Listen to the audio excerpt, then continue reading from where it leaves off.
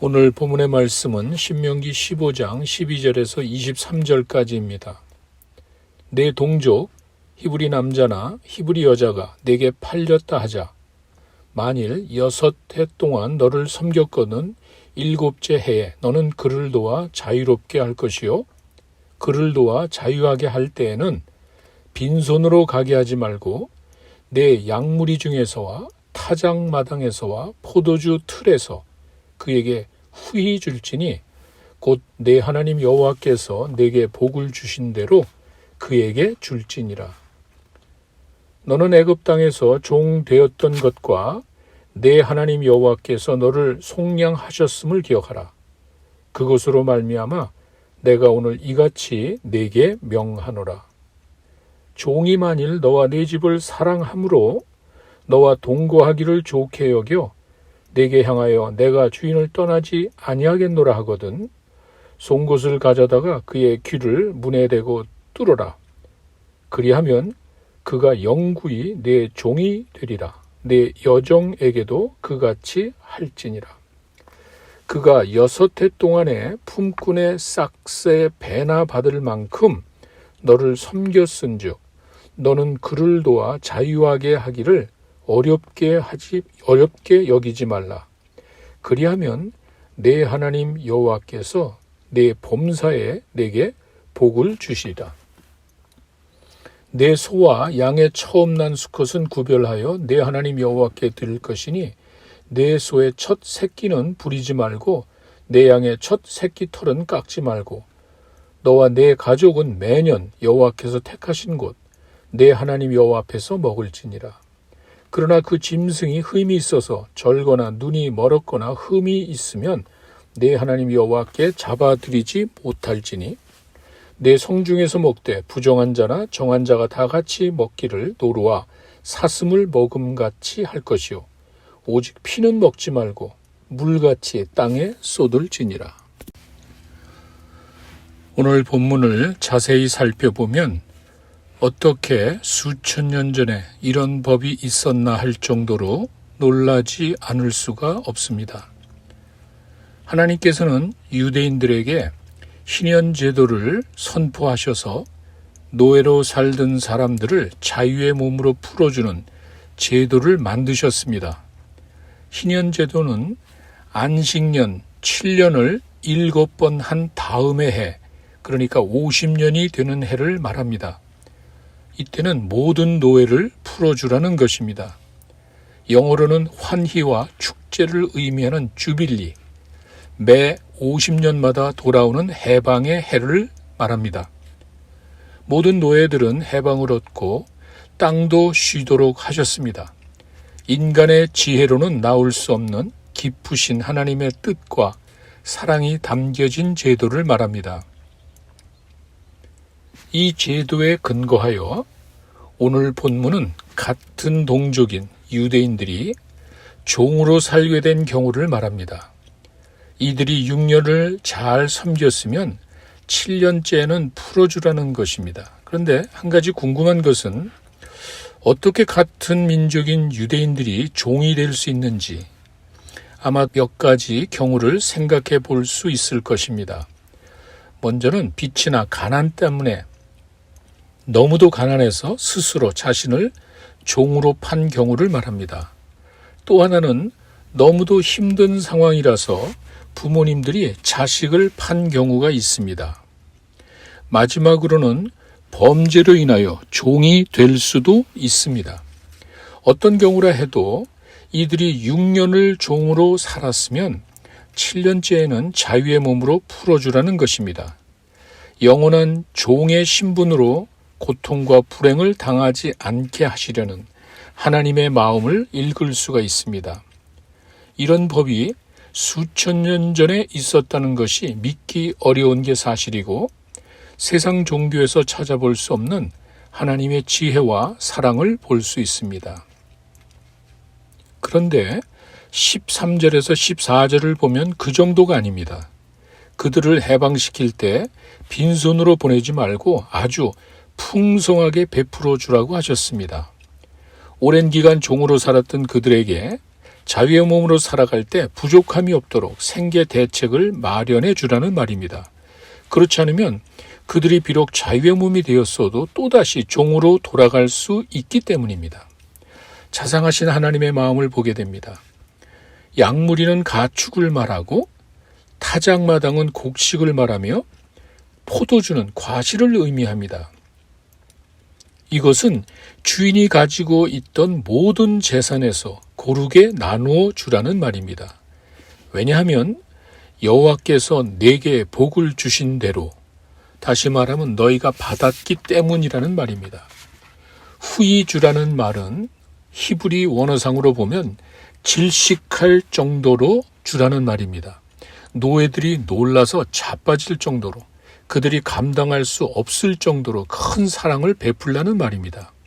이것은 단순히 어려운 사람을 도와주라는 말이 아니고 종을 자유케 하는 하나님이 만드신 그 제도를 그냥 유명무실하게 하지 말고 실제적으로 그들에게 큰 도움이 되도록 하라는 말입니다.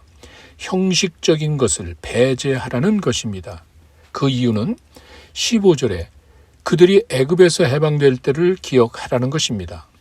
400년 노예 생활에서 해방이 되고 나올 때 그들은 많은 재산과 좋은 것들을 가지고 나왔습니다. 그래서 너희들도 그 은혜를 생각해서 그 은혜를 많은 사람들에게 나누어 주라는 말입니다. 하나님은 절대로 무리한 것을 요구하시지 않고 합리적으로 요구하시는 것을 보게 됩니다. 그러나 종이 나가려고 하지 않는 경우가 있습니다. 주인이 너무 좋아서 이제 나가고 싶지 않습니다. 그럴 때는 그 집에 머물라고 하면 됩니다. 그런데 송곳으로 귀를 뚫으라는 말이 좀 잔인하고 매정하게 보일지 모르지만 그것이 보통 고대 근동사회의 관습입니다. 주인의 소유를 표시하기 위해 짐승에게도 도장을 찍었습니다. 이렇게 함으로 그는 영원토록 주인의 보호를 받는 예속된 종이라는 표시로 확인을 해주는 것입니다. 19절에 보시면은 처음 난 것을 하나님께 바치라는 말은 출애굽 당시에 장자를 살려주신 하나님을 향한 감사와 헌신의 표시를 말합니다.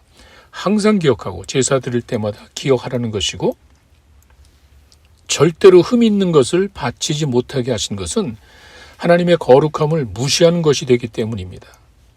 23절에 다시 언급합니다. 피는 먹지 말라고.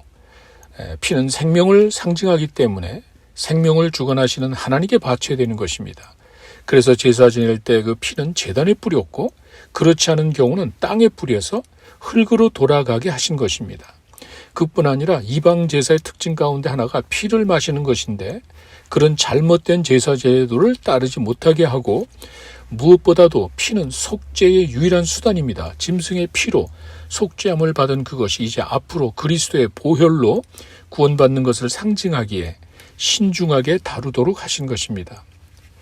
오늘의 말씀을 통해 우리가 생각할 것은 14절에 하나님으로부터 받은 복을 남에게 주라는 그런 말씀이 있습니다. 받은 대로 남에게 주라는 것입니다. 종에게 자유를 주고 더 풍성한 재산도 나누어 주라고 하신 말씀의 근거는 바로 받은 것이 있기 때문입니다. 출애굽 자체가 하나님의 은혜고 또 나오면서 많은 재산도 가지고 나왔습니다. 그렇기 때문에 너희도 그렇게 하라고 하신 것입니다. 받은 은혜를 나누는 것은 바로 우리 하나님의 뜻이고 원하시는 것이라는 사실을 기억해야 합니다. 또 하나는 18절에 선한 일에 참여하는 자들에 대한 하나님의 축복이 약속되어 있습니다. 단순히 율법을 지키는 것이라면 복을 주실 필요가 없습니다. 당연한 것입니다. 그러나 선한 일에 순종하는 것은 단순히 율법 준수의 개념을 초월해서 하나님을 기쁘시게 하는 것이고, 그것이 축복의 비결이라고 이야기하는 것입니다. 오늘도 좋으신 이 하나님을 기억하면서 믿음으로 살아가는 여러분 되시기를 바랍니다. 이제 우리 같이 기도하시겠습니다. 먼저 말씀을 기억하면서 기도하시기 바랍니다. 우리 믿음의 대상이 되시는 하나님을 생각하며 기도하겠습니다. 항상 불쌍한 사람들의 편에서 일하시는 하나님께 감사드리고, 선한 일에 힘쓰는 자들에게 복 주시는 하나님을 생각하면서 기도하시기 바랍니다. 우리도 받은 은혜를 나누며 살게 해달라고 기도하시기 바랍니다.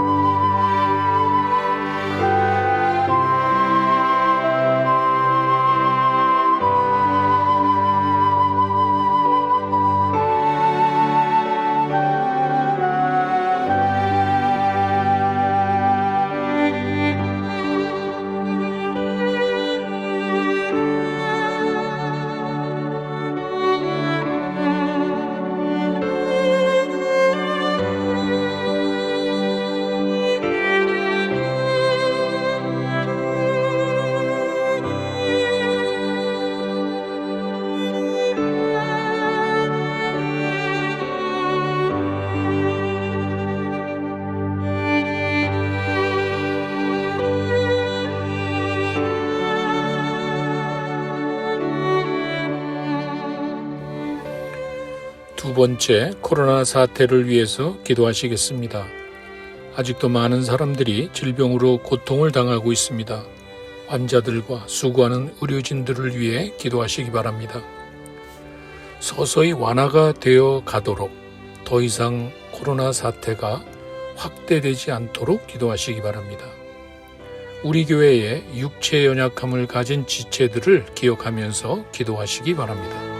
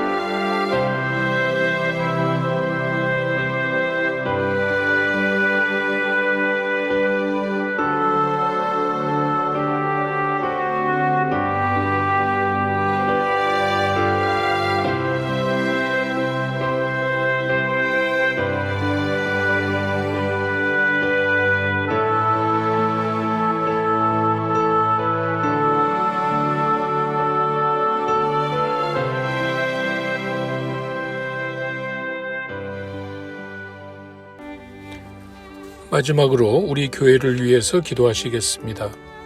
지속적으로 흔들리지 않고 믿음으로 하나가 되도록 기도하시기 바랍니다. 하나님의 계획하신 뜻이 우리 교회를 통해 이루어지도록 기도하시고 하나님의 영광을 드러나는 일에 우리 교회가 쓰임을 받도록 기도하시기 바랍니다.